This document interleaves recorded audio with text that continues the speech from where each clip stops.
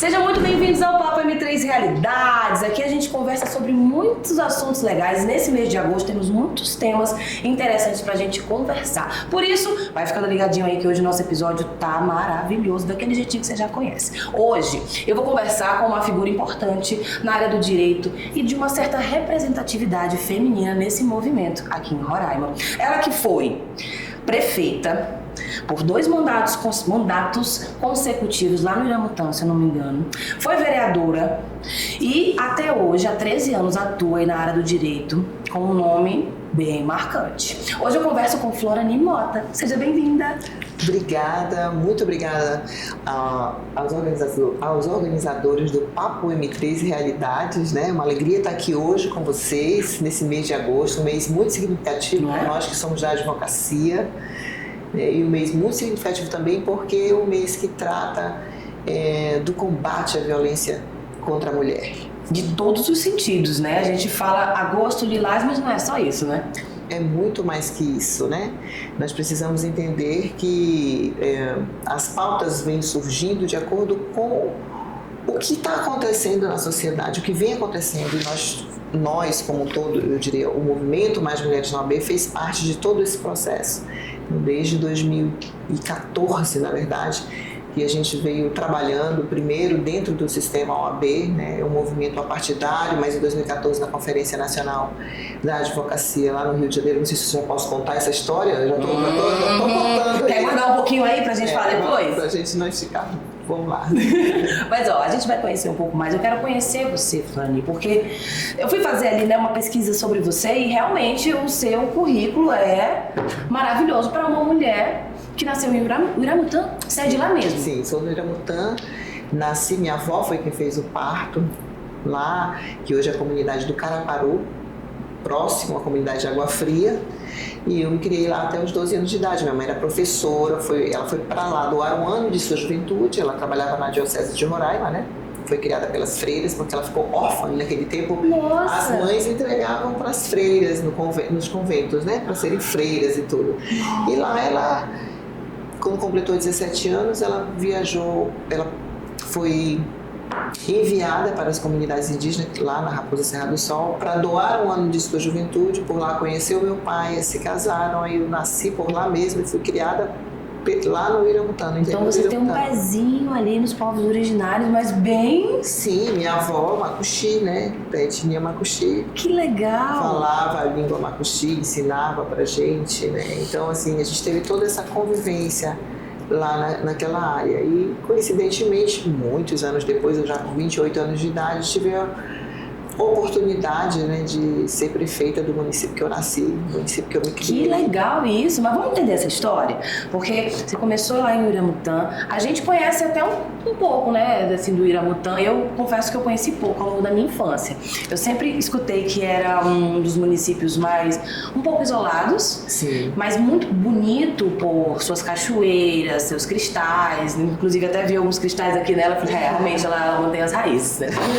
Nas joias, né? E que se fala pouco, né? E aí quando eu tive a oportunidade de, caramba, vou entrevistar ela, que foi prefeita do Iramutã, vou perguntar tudo que eu quero saber sobre o Iramutã, porque tem muita coisa legal lá. E querendo ou não, como é que foi pra você pegar a prefeitura? Naquela época foi que ano? 2000 e... Foi no ano, a campanha foi em 1999, né? Então em 2000. Eu fiquei de 2000 a 2004 e 2005 a 2008. Então puxando. 2000 a 2008 foram os meus mandatos. 8 anos de mandato, 8 certinho. anos de mandato.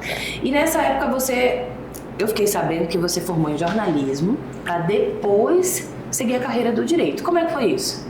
Então, antes de eu ir para o Iramutã, eu finalizei o curso na Universidade Federal de Roraima. Eu sou da primeira turma de comunicação social da Universidade Federal de Roraima. Muito chique. Tive até um programa de rádio na Rádio Roraima, foi muito bacana. Sério? Tudo isso, tudo parente, que era da Universidade Federal mesmo. Que legal. Aos sábados, foi assim, muito interessante, uma experiência que eu tive na comunicação. Já tem voz de locutora, né, gente? E aí depois eu fui candidata a Iramutã, ganhamos as eleições numa situação extremamente desafiadora, porque foi no auge daquelas discussões de Raposa Serra do Sol, área única, área contínua. Então assim, eu entrei no meio de um tiroteio. Você imagina um tiroteio por todos os lados e você tem sempre que buscar um consenso. Então, desde muito nova, né, que eu estava com 27 para 28 anos, eu tinha que ter o equilíbrio emocional, né? Eu aprendi muito, assim, muito rápido, assim, a ouvir críticas, a tentar apaziguar os conflitos. Nossa. Então, isso foi uma experiência, assim, única na minha vida, né? O Iramutã não foi fácil. Se você perguntar, foi fácil? Não foi fácil. Já ia perguntar como é que foi esse processo. Foi um aprendizado duro, mas que valeu a pena, porque a gente adquiriu uma vivência. E essa vivência é importante para a gente continuar no exercício da nossa profissão hoje. E como é que foi para chegar a ser prefeito? Eu vou entrar para a área política agora, então, nesse tiroteio. Meu pai que era vereador, inclusive eu nunca fui vereadora, tá? Ah, não foi? Meu pai foi vereador e aí estava numa disputa também com o ex-prefeito na época, né? E eu fui o nome de consenso, foi feita uma pesquisa na época. E meu nome saiu bem nas pesquisas, porque eu trabalhava no artesanato indígena, no departamento de assuntos indígenas, que trabalhava a produção do artesanato, os corantes naturais. Caramba. Algo voltado mesmo para a produção dos próprios indígenas, né? Produção da arte, da cultura, valorização da arte, da cultura. E aí, como surgiu meu nome, eu fui tipo assim, um nome de consenso naquele grupo político. Mas não foi algo assim que eu planejei, eu quero ser, eu vou ser, eu faço questão. Não foi assim, foi assim. Aconteceu e eu encarei, né? Com muita coragem, e a própria campanha política foi assim muito dura mesmo, né? Porque você chega no Iramutã, a logística ela é muito difícil. É uma situação geográfica bem diferenciada, né? Uma região de serras, choveu, tá tudo deslizando, o rio enche, a gente já não passa, tem que esperar no inverno. Então, as campanhas políticas antigamente eram 6 meses. Não era uma campanha como hoje, né? Diferente, né? Os prazos. E assim, a gente começava no verão e terminava no inverno. Caramba, gente! Ou melhor, começava no inverno e terminava no verão, né? As eleições. E aí ganhamos as eleições, né? Tive pessoas que realmente me apoiaram lá, me pegaram no braço, e eu fui aprendendo, porque a política ela se aprende a cada dia. Eu já participava de campanhas políticas para outros candidatos, mas para a gente mesmo eu acho que é mais difícil. E foi quando a gente teve essa oportunidade, e no primeiro momento que a gente assumiu o município, diante de todos esses conflitos, a ideia que nós tivemos é que sempre todos os projetos fossem discutidos com as comunidades, para que as coisas não acontecessem de cima para baixo, com planejamento participativo, com prioridades de projetos em cada comunidade. Botando ordem na casa porque mesmo. Não adianta a gente, como gestor ou gestora, você ter uma prioridade na sua cabeça se você não sabe se aquela comunidade aceita, se aquela comunidade precisa, se aquela comunidade abraça ou prioriza, né? Então, por isso que a gente trabalhou todos os nossos projetos que nós buscamos em Brasília foi em cima do planejamento participativo, né? Esse planejamento participativo, ele se cumpriu no primeiro mandato, e quando a gente chegou no segundo mandato, na campanha, se eu chegasse numa comunidade e dissesse, não, a prefeita não fez nada, então peraí, vamos abrir, qual foi a prioridade dessa comunidade? Tá aqui, fez a escola? Ok, então tica aí, porque check, né? Plantio, produção de banana, digamos assim, a roça ajudou na aração da terra, ok, também. Foi prioridade? Indo por eliminações. O que mais? A estrada, a entradinha aqui não foi feita, então falta.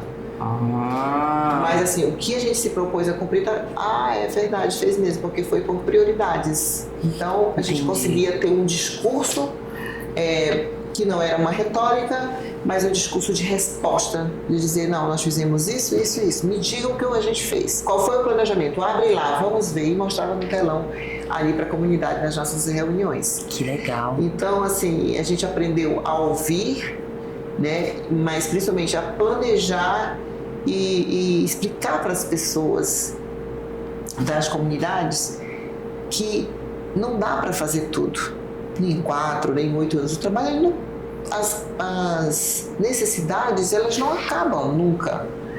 Mas as prioridades, elas podem ser trabalhadas, né? Elas podem ser trabalhadas, o nosso planejamento ele precisa ser em cima das prioridades e a execução também desse planejamento precisa ser em cima das prioridades que foram pautadas de forma mais organizada. Poderia dizer, eu tinha experiência em gestão nenhuma, não posso mentir, mas assim, a gente vai adquirindo, né? Vai adquirindo mesmo. E eu gosto muito do Iramutã, tenho um carinho muito especial. Quero muito conhecer o Iramutã ainda. Cara, não conhece ainda. Se não. Você não conhece o Iramutã, você não conhece Roraima. Você conhece a essência de Roraima, viu? Quero lhe dizer. Olha minha cara aqui, olha. A roraimense mais fajuta sou eu. Olha, eu vou falar. O Iramutã é onde tem o povo mais hospitaleiro. Poxa. Você puder imaginar. Pode ser uma estrada difícil, pode ser distante, pode ser difícil acesso, mas é um lugar lindo pela própria natureza. Deus foi maravilhoso conosco, Deus foi assim generoso com o Iramutã. E quem vai no Iramutã é algo assim... Só indo lá para saber. Só indo para saber. É uma energia, parece que você está mais perto do céu. A impressão que eu tenho é essa. Todas as pessoas que foram me olhar montar assim, das minhas amizades, chegam e falam, nossa, eu fui com uma energia, voltei com outra. Mas voltei leve. Que nem também as pessoas que vão pro Tepequém, né? Isso. Eu acredito que aqui em Roraima a gente tem esse jeitinho. E você, sendo de lá, quando você tinha 10 anos, você se imaginava sendo jornalista, advogada, prefeita? Quando você se deparou com tudo isso, tu chegou a reconhecer ou tu foi só vivendo automático? Olha, uma das coisas que eu me toquei muito quando eu era prefeita foi quando eu inaugurei a escola que eu tinha estudado quando eu era criança. Que era uma escola de palha, né? Que é a escola do Caraparu, que a minha mãe dava aula. Então, assim, aí eu me toquei, meu Deus, eu nunca imaginei que eu seria prefeita e que pudesse hoje estar fazendo uma escola, construindo uma escola de qualidade, que era a minha escolinha de palha de antigamente quando eu era criança. Né? Então, para mim, aquilo ali, acho que já valeu o mandato todo. Porque ser prefeito não é fácil, não. Ficam muitas sequelas, ficam muitos problemas. Né? Quando você entra na política, você é criticado até pela sua unha. Não tem para onde ir. É muita crítica, né? Você não é candidato a nada, mas se candidato para ver, te acha milhões de defeitos na mesma hora. Te acha defeitos. Isso aí faz parte mesmo. Faz parte do ser humano, né, nesse processo. Exatamente. Então, por isso, então, você não quis pegar mais nenhum mandato, ficou nesses 8 anos mesmo? Não, eu acho que eu parti para um outro momento da vida, né? O meu esposo me convidou para eu ser advogada, eu até virei para ele, será que eu... Convidou? Me convidou, bora ser advogada, ser jornalista, vai ser muito boa advogada. Eu estava no meio do mandato, no final, eu falei, será? Eu virei assim, será que eu sirvo para ser advogada? Não, você é uma excelente advogada, eu tenho certeza disso. Será que ela serve? Olha só. Olha só. Aí eu comecei na Estácio, né? Era uma redação, fiz uma redação na época. E aí eu aproveitei algumas disciplinas do curso de comunicação da UFRR também. Então eu comecei bem devagar, eu comecei com 2 disciplinas, bem devagarinho. Aí no quarto em diante, que eu já tinha saído da prefeitura, eu comecei mesmo para se dedicar com vontade. Para dedicar 100% para o curso de Direito, né? Que legal. E aí eu gostei muito. Mas nesse curso eu também tive dois filhos. A primeira, são quantos filhos você tem? 3. Aí o primeiro? A primeira é a Flora Vitória, que nasceu logo após a campanha do meu segundo mandato. Hoje ela tem 20 anos, faz arquitetura na Universidade Federal. Ela foi para a área da arquitetura.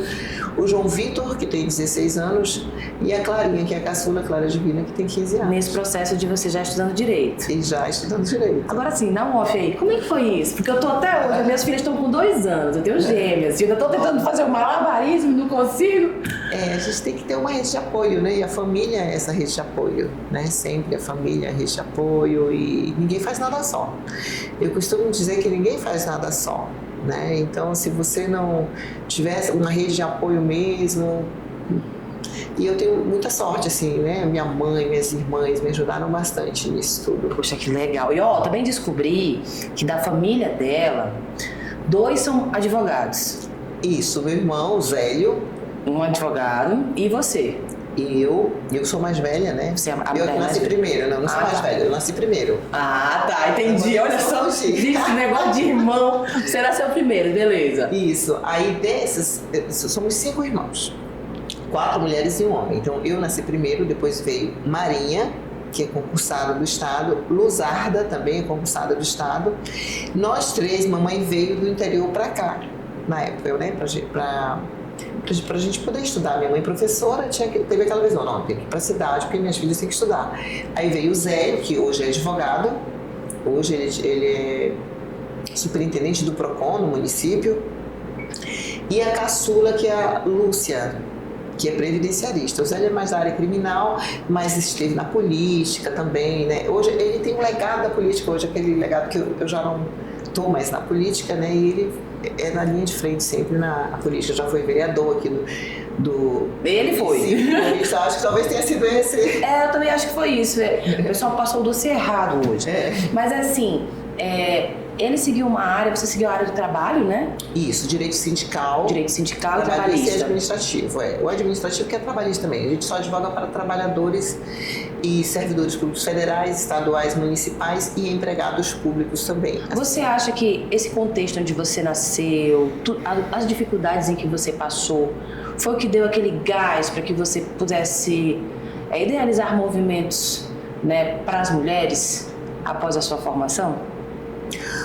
Olha, eu acho que essa questão de você ter a coragem, digamos assim, ela é muito natural de cada pessoa, né? E de onde a gente veio, nem estrada tinha, né, naquele tempo. Então, as coisas não eram fáceis, mas também pra gente não era difícil. Verdade. Você entende o que eu tô falando? Entendi. Por mais que estivessem obstáculos, aquilo ali não era nada pra gente.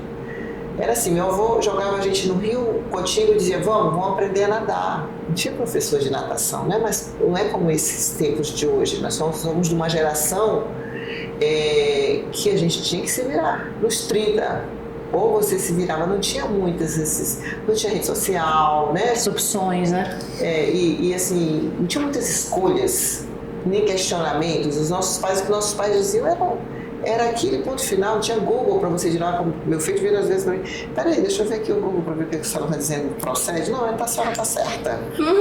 Né? Então, assim, essas coisas aí não existiam antigamente. Então, eu acredito que o movimento, ele surgiu no momento que o meu esposo, o Neildo, era diretor de tesoureiro do Conselho Federal da OAB, ele foi por 2 mandatos, né? Estava em Brasília, e eu tive a oportunidade de ir para a Comissão Nacional da Mulher Advogada. Quando a gente chegou lá, no Conselho Federal, que são 81 conselheiros federais, são 81, é isso mesmo, haviam só 2 mulheres, sendo que a maioria praticamente das mulheres advogadas do Brasil inteiro era do sexo feminino, eram advogadas. Por que a gente tinha que ser representado sempre por homens? E aquilo foi dando um estalo, né? Na gente, naquelas advogadas que ali estavam. E em 2014, no final de 2014, salvo engano, outubro de 2014, no Rio de Janeiro, nós começamos a colher assinaturas para que a Comissão Nacional da Mulher Advogada ela não fosse uma comissão especial, que era assim, passageira, mas que fosse permanente. Porque é o seguinte, entrava um presidente e entendia que devia ter comissão das mulheres advogadas, entrava outro, não pode, então eu não quero isso, eu não quero aquilo, eu não quero essa política dessa gestão. E a comissão permanente não, era obrigatório que as mulheres tivessem essa comissão. Não era opcional antes? Era opcional antes, e depois não. Que babado. Então a gente fez um abaixo-assinado para isso e também para se criar uma cota de 30% nas eleições de 2015, uma cota obrigatória para que as mulheres fizessem parte dessas chapas, porque só os homens faziam parte das chapas. Então, foi nesse período então que as mulheres começaram a se colocar mais em partidos, a ter mais coragem? Não, foi aí que a gente se organizou aqui, começamos aqui em Roraima esse movimento Mais Mulheres na OAB. Começamos aqui em Roraima, abaixo-assinados com advogados e advogadas, em abril de 2015. Para maio de 2015, nós estávamos na primeira Conferência Nacional da Mulher Advogada em Maceió. Então nós organizamos eu chamei a Michele Rizzo, que inclusive está aqui, que é uma advogada que estava morando agora na Itália, chegou essa semana passada aqui de volta a Roraima, vai morar novamente aqui conosco. E a gente buscou a jovem advocacia daquela época, e chamamos a doutora Meise França, que também é advogada aqui, para trazer a velha guarda, essas advogadas mais experientes, que a gente chama. Então, digamos que esse movimento mais mulheres na OAB tem um dedo seu? Um dedão bem, uma mãozona sua? O dedo nosso, porque ninguém faz nada só, né? Então foi você que o mais quem que idealizou essa ideia, que cutucou naquela Então, mulher? fomos nós três, né? Eu tive a ideia, a gente colocou no papel, a gente apresentou para a Comissão Nacional da Mulher Advogada, foi aprovada lá na época. E acharam uma coisa interessante, mas o importante de tudo isso é que nós fomos a maior delegação aqui de Roraima nesse ano de 2015 de mulheres advogadas. Uau! Nós fomos a maior delegação proporcionalmente falando lá em Maceió, e lá nós lançamos oficialmente para todo o Brasil o movimento Mais Mulheres na OAB.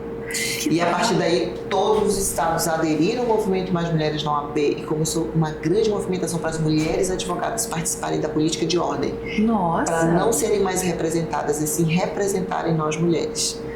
Foi a partir daí que nasceu, mas não foi bom nesse primeiro momento, tá? Quero te dizer que foram só flores. Eu quero saber a parte que não são Porque flores. aí os homens nos colocaram só nas suplências. Não nos colocaram nas cabeças, foram deixando. Mas aí a gente começou a fazer um novo trabalho, ao Conselho Federal, ao Pleno e tudo mais. E veio o projeto Paridade na OAB. O que é paridade? É 50% de homens e 50% de mulheres em todos os cargos e teriam que ser iguais. Yes! Então, assim, eu vejo que o movimento atingiu o objetivo, o movimento Mais Mulheres na OAB, que era o quê? A participação das mulheres no sistema OAB. Né? Porque, assim, o machismo ele é impregnado em qualquer lugar. Nós nascemos nessa sociedade machista, não tem para onde a gente correr. Nós, mulheres, muitas vezes temos pensamentos machistas, temos atitudes machistas, sem nos percebermos sequer. A gente tem que estar sempre, nós temos que estar sempre nos vigiando, né, para que a gente não, a gente julga muito as mulheres. Você abre o Instagram, você vê uma, não, como foi da mulher? Não, porque a mulher, não, mas também deixou o cara nervoso, por isso que isso está acontecendo, né? Então, assim, nós mesmas mulheres, muitas vezes a gente julga. E a gente precisa ter um outro olhar. E assim, por que os homens fazem isso? Porque também eles não foram criados. Eles foram criados com esse pensamento machista. Por exemplo, eu crio meu filho, e são duas meninas, e ele está bem no meio. E desde pequenininho eu ensinei que ele não pode bater nas irmãs dele, porque se ele bater na irmã dele, ele vai querer bater na namorada, depois vai querer bater na mãe. Então, assim, é uma coisa que é um ciclo ruim que pode acontecer, que atrapalha a vida dele e que só para na delegacia. Então, assim, mas e essa criação? Que vai dar essa criação? É sobre isso. Né? Então, assim, e isso, a gente não teve essa oportunidade, a gente não enxergava isso, na verdade, né? Não é aquele, não, eu sou feminista porque eu odeio os homens, porque os homens... Não é isso. Nós temos que saber nos posicionarmos, né, com muita tranquilidade e nos fazermos ser respeitadas também, em qualquer ambiente que nós estivermos, seja no ambiente escolar, seja no ambiente de trabalho, seja numa reunião de negócios, né? Então a gente tem que saber ter esse posicionamento, o que não é fácil na sociedade que nós vivemos. É porque também tem até aquelas teorias de que às vezes o feminismo nem precisaria existir se todo mundo já soubesse equilibrar as coisas, né? Aí acabou vindo a necessidade, né, dele existir. Mas se não fosse o feminismo, hoje as mulheres não votariam. Exatamente, Às vezes muitas mulheres dizem assim, a gente não precisa desse feminista, feminazi, a gente não precisa disso. Peraí, vamos lá, né, devagar. Então tá bom, então volta a não votar. Digo, não, tá Vai. bom, a mulher não tem direito a votar, bora ver se a gente consegue... Tu aguenta, guarda os sutiãs. Mas para que nós pudéssemos votar e sermos votadas hoje, nós tivemos mulheres lá atrás, vai lá, assiste as sufragistas, né?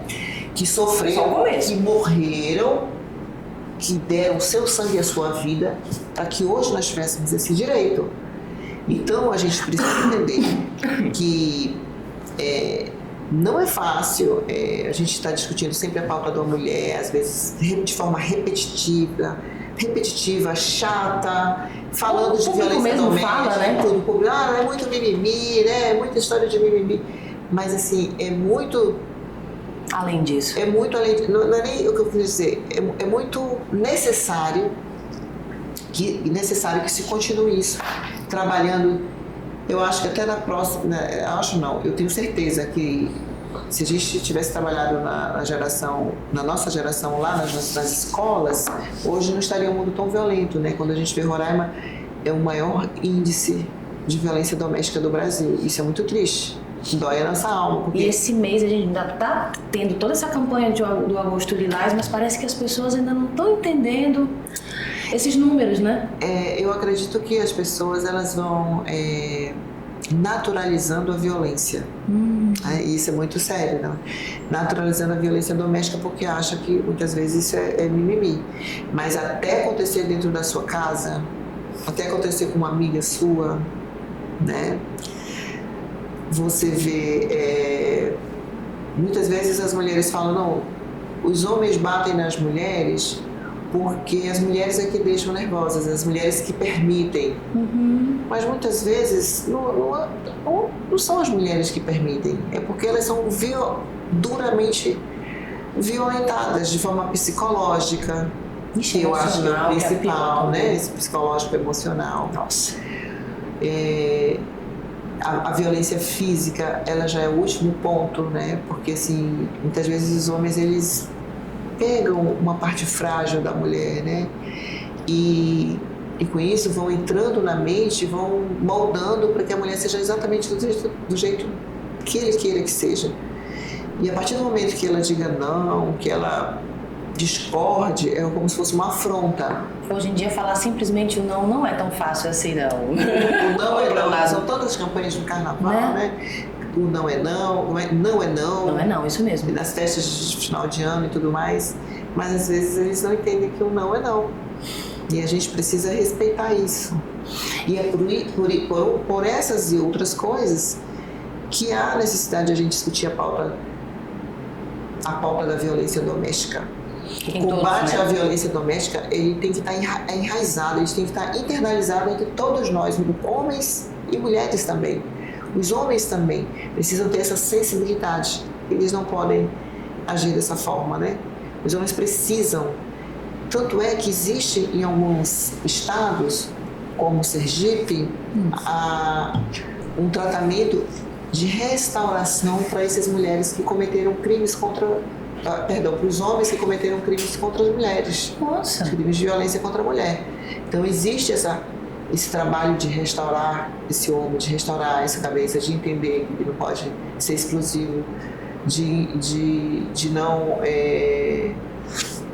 não agredir de nenhuma forma a mulher. Então, assim, tem estados que fazem esse tipo de trabalho, porque não é a cura que precisa ser dos homens, né? Não é só da mulher.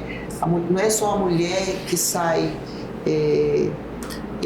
com uma medida protetiva, que vai ter a garantia da vida dela, que não vai, mas não é só ela que sai sequelada da relação.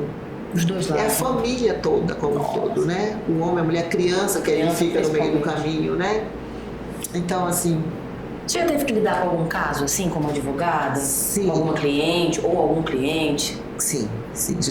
Já tive que lidar com isso com gente da minha família, né? Tem um parentesco. Porque, assim, eu não advogo na área criminal, mas tem situações como essa que a gente realmente não pode fechar os olhos, a gente não pode ser omisso, né? Nós não podemos ser omissos. Então, de acompanhar em delegacia, de orientar, né, de fazer a denúncia, isso já fiz várias vezes, não foi só uma vez. Tanto é que o Movimento Mais Mulheres no AB tinha um grupo de advogadas que trabalhavam voluntariamente para esses acompanhamentos de mulheres que seriam vítimas.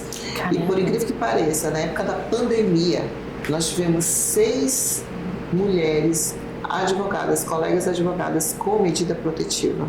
Coisa que você não imaginava. Esperando ligação do externo, mas foi ali dentro da casa. Exatamente, ali dentro. E advogadas, né? Então, assim, naquele tempo foi assim foi período de pandemia, né? Que as coisas começaram a acontecer de forma mais contundente, de forma mais agressiva, e ali a gente sentiu que como a violência ela não tem classe social. Não existe mesmo.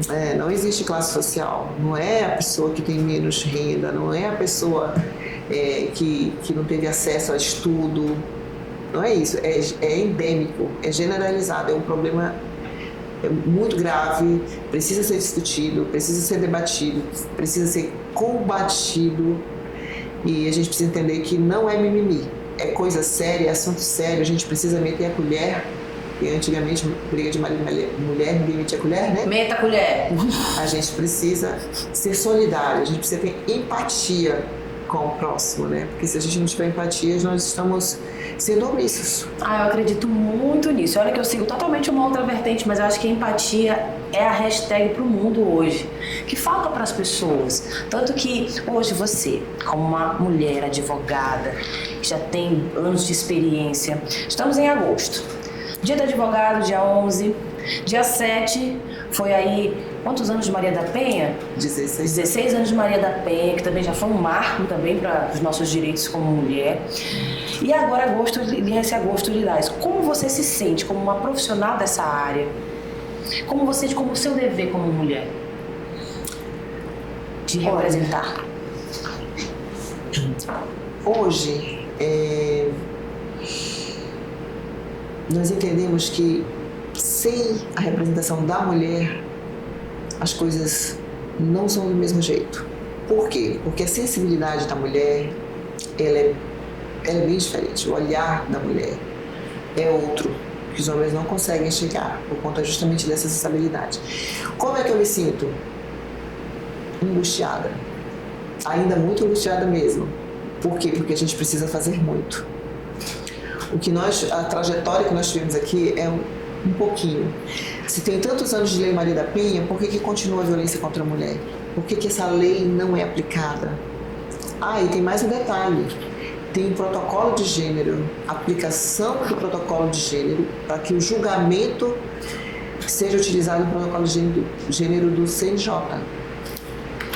Como assim?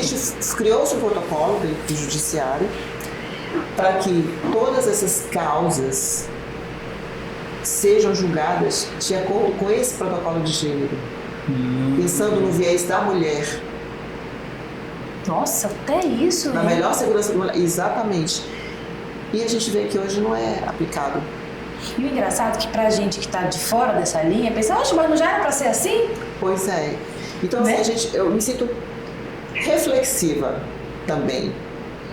Porque a gente se pergunta, a gente vê no Instagram, a gente vê nas redes sociais, por que essa violência não diminuiu se existe uma lei para punir os agressores? Como a gente se depara no Instagram com aquele cidadão do Rio Grande do Norte, com 61 socos, destruindo uma mulher e depois disse que ele estava simplesmente num surto. Mas o homem pode surtar, a mulher não pode. Exatamente, porque em nenhum momento ele teve sequer nenhum medo de cometer aquele crime. Isso. Se existe uma lei Maria da Penha. Então, assim, precisa muito mais que uma lei. Precisa ter mais rigor nessa punição. Nossa. Não sei, a gente tem que saber o que realmente precisa. Precisa que as pessoas se curem. Eu acho que é um bom princípio. Né? Precisa que as pessoas se curem, precisa que a gente fale mais, porque se a gente não fala, não incomoda. Né? Muitas vezes, mas eu venho com essa pauta chata de novo, não aguento mais essa pauta chata. Eu não digo que seja uma pauta chata, eu digo que seja uma pauta necessária. Concordo. Hoje, que todas as pessoas discutam a violência contra a mulher, sim, a violência doméstica principalmente. Desde as crianças que estão lá no terceiro ano do fundamental, no quarto ano do fundamental, digamos assim, que entendam o que é violência, e começam a entender que os homens não podem falar assim, para elas se posicionarem. Porque, por exemplo, teve uma pesquisa que a professora Alice Bianchini fala sempre, que ela tem vários livros publicados na área de violência doméstica, que é uma criminalista de excelência, uma professora reconhecida no Brasil todo. E ela, um dia desses, numa palestra, ela estava falando que teve uma pesquisa que as meninas de 10 anos de idade se sentem, um grupo ali, 90% se sentem inferiores aos meninos. Então a gente já cresce nesse pensamento, não, os meninos são melhores. Um pensamento e um sentimento de inferioridade em relação aos homens. Então acho que também vale até a gente reconhecer as mães, né? As mães cuidadosas que ficam em casa. Vocês estão criando suas filhas por quê? Vocês estão criando seus filhos para o quê no futuro? Vamos pensar nisso. Às vezes eu me preocupo com isso. Eu tenho 2 mulheres em casa, 2 meninas, futuras mulheres. Eu falo, amor, tá imaginando elas daqui a alguns anos, lavando, passando, hein? Fazendo comida, se estressando, toda descabelada aqui em casa, que nem eu tô. Ele, não, minha filha não. Tem que estudar, né? Vai pensar nisso, tem que Né? estudar. Tem que... E os meninos? Será que a gente vai criar os meninos para eles serem bons parceiros para as mulheres deles ou é para eles serem bons para eles mesmos? Então, eu acho que cabe toda essa reflexão. Eu acho que... A gente tem que entender que o lavar, passar e cozinhar, ela não é uma atividade é do ser humano. de casa, é da pessoa adulta que vai ter que cuidar da sua casa, vai ter que lavar, vai ter que passar, vai ter que cozinhar, vai ter que aprender tudo, porque aquilo ali vai ser bom. Né? Quando a minha mãe me ensinou a cozinhar, a lavar e a passar, né? Não era assim, aprenda a lavar, passar e cozinhar. Dizia assim, meu filho, qualquer coisa der errado, você já sabe pelo menos fazer essas coisas. Exatamente. Vai estudar, mas se qualquer coisa der errado, você já sabe tem opção. se virar. Eu acho Né? que é um pouco disso. Eu acho que vale também nós refletirmos bastante sobre isso. Depois de tanta história vivida, o que ainda te move nos dias de hoje, mesmo com essas preocupações, mesmo com todos esses assuntos, com a nossa sociedade nessa fase que eu não sei nem o que dizer, né? Eu não tenho nem figurinha para expressar o que está acontecendo na sociedade hoje. Esse ano foi um ano muito rápido. Muito. Nós ainda estamos passando por sequelas desse período de pandemia que nos obrigou a lidar com a nossa individualidade, que a gente está há séculos fugindo de encarar nós mesmos, né? E agora? Como você... Olha, para nós que somos numa era, que nós nascemos numa era analógica, real. passamos por uma era digital e estamos na era virtual. Né? Não sei você, mas assim, a maioria das minhas amigas agora eu só vejo pelo... Agora a inteligência artificial... No aniversário mesmo a gente liga pelo WhatsApp, né? Fazer aquela videochamada. Então a gente está cada vez mais, eu não diria isolados, mas vivendo a nossa vidinha, a nossa rotina. Fica né? muito ali fechado. A rotina, você acorda cedo, você vai para academia, dali você deixa a criança na escola, da escola você vai para o trabalho, você chega do trabalho, aí você já volta, atende pessoas. E o que nos move é a vontade de fazer o melhor, prestar o melhor serviço, né? Prestar uma advocacia de qualidade, no exercício da advocacia que tenhamos um exercício de qualidade num mundo extremamente difícil hoje. Por quê? Porque nós vemos hoje que tem os falsos advogados, que fazem golpes com os nossos clientes, que isso nos deixa desesperadas, né? Exato. O crime organizado para tirar dinheiro com acesso nos processos judiciais, e a gente não precisa de diálogo institucional para que a gente consiga resolver. Então, às vezes, a gente se sente assim um pouco ali impotente para resolver essa situação. Né? Tipo, que grão de areia eu posso mexer para melhorar? Nós, por exemplo, do escritório, o escritório existe há 30 anos na área sindical, direito sindical. E a gente vê assim, os sindicatos que a gente trabalha, às vezes tem uns que as pessoas são mais idosas e são essas que mais caem no golpe. Nossa. Né? Então tu pergunta assim, o que te move?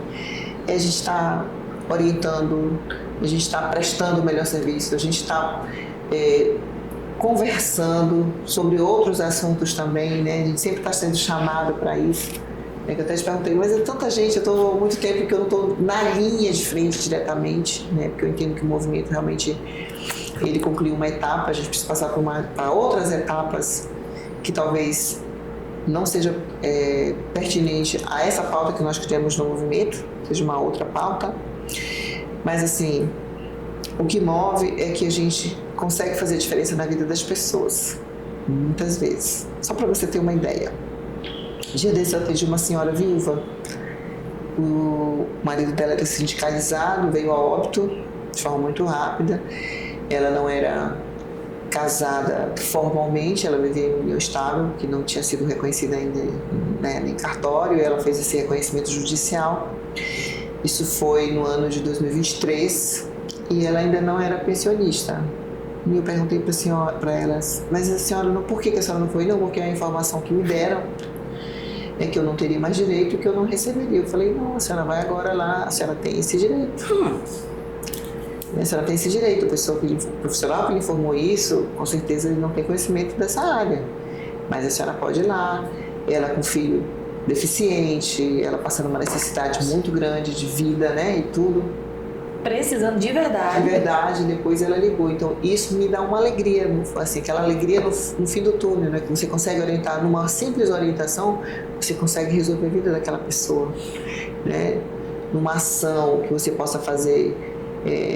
Quantas ações nós fizemos no escritório pro bono para pessoas que estavam em estado grave de saúde? Tem alguma delas que te aquece um pouco mais o coração? Eu sei que todas são queridas, né? Sim. Mas tem aquela que, poxa, essa é a primeira que eu lembro quando falo no assunto.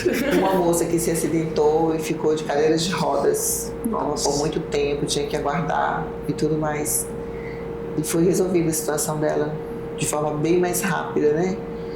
E eu fui até o Ministério Público na época pedir ajuda para que o processo andasse mais rápido, né, se posicionasse. E aquela moça, ela já tinha sofrido 2 acidentes antes daquele, parecia uma coisa. Jesus. Então ela estava numa situação muito debilitada mesmo. E aquilo ali alegra nosso coração, né? Poxa. Então assim, a gente nunca fez cobrança de nada e tudo, a nossa forma pro bono, né, de poder ajudar. Quantas pensões alimentícias já fizemos também, de gente que vem do interior, que nos procura. Quando chega e diz assim, Florinha, eu já sei que é uma pessoa mais próxima, eu já sei que é uma pessoa que me vê de outra forma, assim, como se buscasse realmente uma ajuda. Porque em que pese o nosso escritório ser exclusivamente, ser fortemente na área sindical, direito trabalhista, a gente também cuida dessa área de família, né, e faz outras ações também. Nós temos as bancas são separadas lá, né? E é isso. Meio que tu foi se apaixonando também por essa área trabalhista, mas tu faz um pouco de tudo, né? Na nossa conversa aqui, eu acho que ela se meteu um pouco no artesanato e foi ali. Antes de ser advogada. Um pouco de tudo. Mas assim, o direito, a gente ou você ama ou você odeia. Então, não tem a linha tênue do amor e ódio? Não tem. Você ama ou você odeia. Então, assim, a gente vai se apaixonando e a gente se vicia um pouco também no trabalho. Sério? Fica meio viciado, assim, né? Você vai no sábado, a gente trabalha sábado também, a gente vai. Aí, quando é domingo à tarde, você já tá pensando nos prazos. É que nem a gente, jornalista. A gente não tem horários. Tudo bem. Pronto, é isso que eu queria dizer. O direito é tão intenso quanto a comunicação social, quanto quem faz jornalismo. Ele é intenso. Ele acontece ali na hora. Olha, você viu esse caso da SER que teve agora? Sim, eu ouvi falar.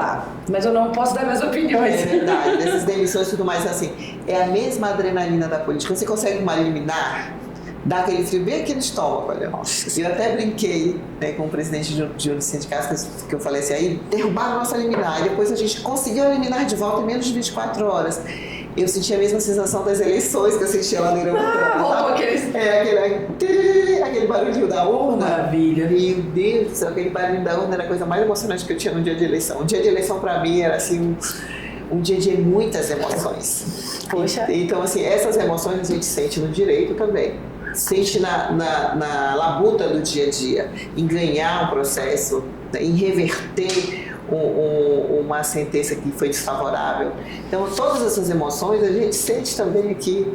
Quem vive mesmo na advocacia, que eu digo, a advocacia raiz, né? Que vive da advocacia, a gente vive da advocacia mesmo, né? Então, assim, realmente é muita emoção. E eu tive a oportunidade também de participar da Associação Brasileira de Advocacia Trabalhista, que é a ABRAT. Aqui eu ainda estou presidente da Associação Roraimense da Advocacia Trabalhista, que é a ARAT. E nessa convivência com as pessoas da ABRAT, a gente percebe que isso é uma advocacia muito aguerrida, né? Buscando o direito dos trabalhadores, buscando os direitos dos empregados públicos, buscando o direito dos servidores públicos federais, estaduais, municipais, lutando pelas pessoas, porque é o direito das pessoas. Né? Quando aquela pessoa não tem aquela progressão, a gente vai buscar aquele direito, porque vai trazer dignidade para aquela pessoa. O salário é uma verba de natureza limitar, ela é uma verba diretamente ligada à dignidade da pessoa humana prevista na Constituição Federal. Então a gente tem assim, uma alegria, a gente tem esse cuidado, e a gente tem essa...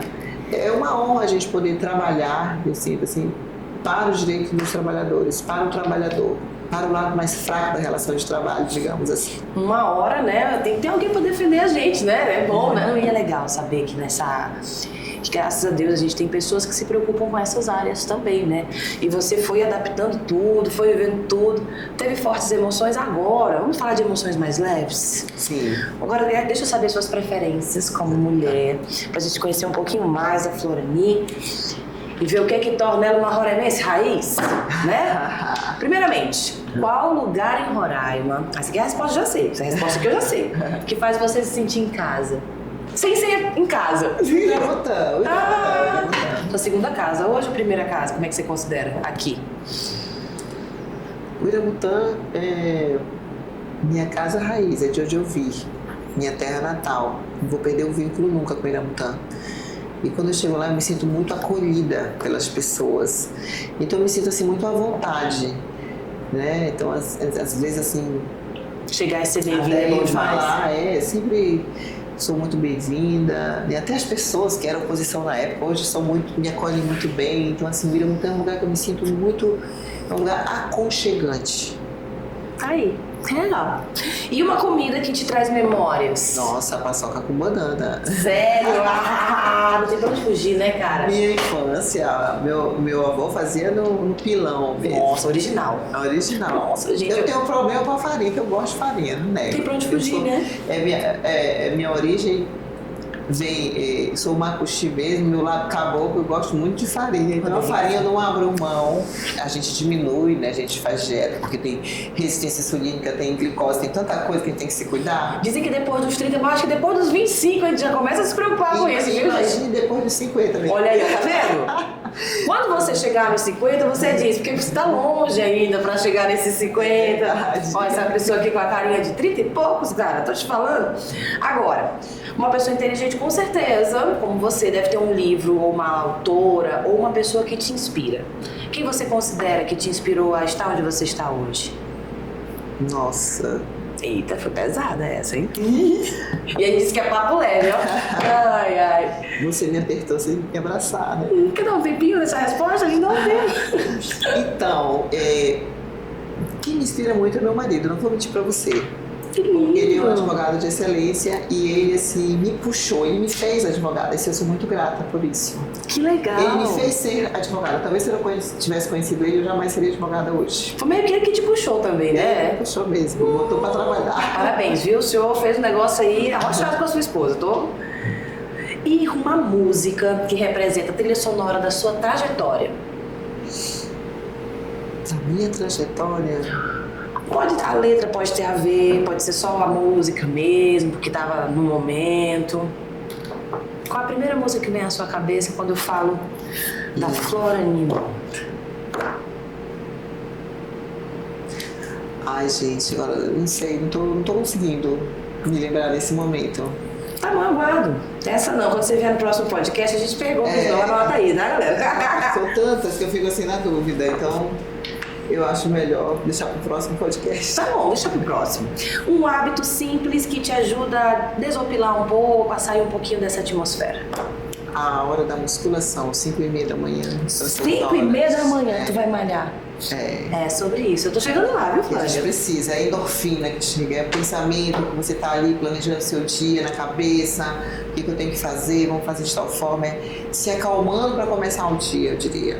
Gostei disso. Eu sou uma pessoa um pouco ansiosa também. Então, Eu entendo. Então, às vezes, assim, à noite, quando eu tô com algum trabalho no outro dia, uma audiência assim muito... Dorme já pensando no problema da Aí eu já manhã. fico pensando como é que eu vou fazer, como é que vai ser, tarará, você fica naquela aceleração. Então, assim, a academia é algo que desacelera um pouco a gente, né? Deixa assim, não, te acalma, Flora, e vamos seguindo com calma que vai dar tudo certo. Realmente. E a justiça pra você? Tem cheiro, gosto de quê? A justiça, ela não pode tardar muito, porque senão vai ser justiça. Mas a justiça, pra mim, tem cheiro de vitória. A justiça tem cheiro de vitória. Gostei disso. A Geminiana arrochada, ela. E pra gente finalizar, gostaria que você deixasse um recado, uma mensagem para a próxima geração de mulheres que estão assistindo a gente agora, ou de pais que podem estar, né, pais e mães assim, querendo que a filha seja advogada, o filho seja advogado. Qual é o conselho que você daria para as mulheres que estão querendo entrar no ramo do direito, mas também nesse meio de defesa da mulher, um pouco do feminismo, um pouquinho de tudo? O que você diria para elas nesse começo? Tenham coragem e determinação, e não tenham medo. E se vocês estiverem com medo, vão com medo mesmo e façam as coisas acontecerem. Façam pelas mulheres, porque tem muitas mulheres precisando da nossa ajuda.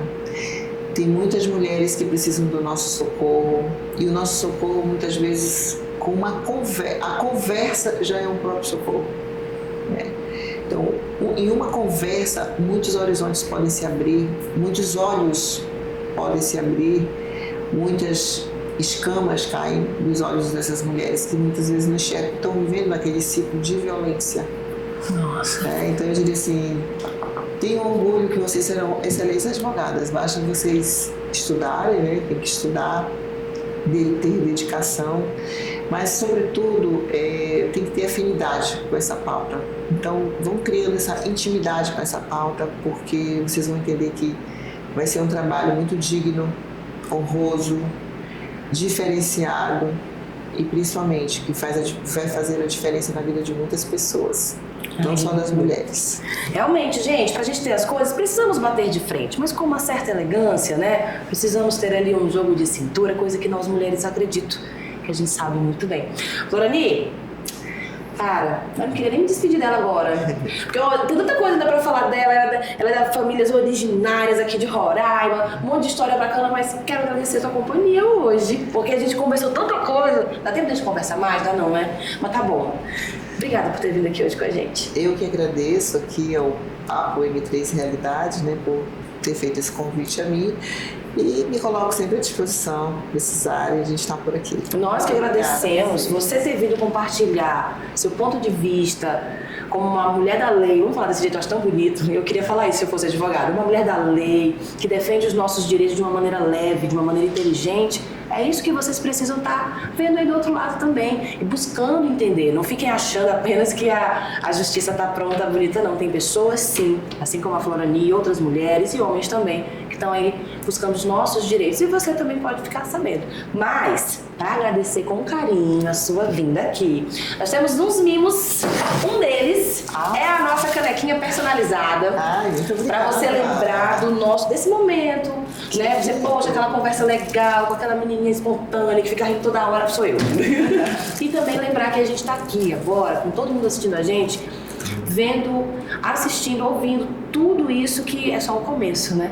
De um universo feminino que todo mundo precisa conhecer. Obrigada, viu, doutora, por tudo isso, viu? E essa florzinha, pra deixar o seu dia muito mais feliz. Ai, obrigada. Você sabe, e as mulheres aqui têm certos mimos aqui no nosso Papo M3. Obrigada, viu, doutora? Alegria. Dá vontade até de voltar logo, né? Olha só! Fica a dica, viu? E vocês, meus amores, obrigada por ter ficado aqui até o final desse episódio.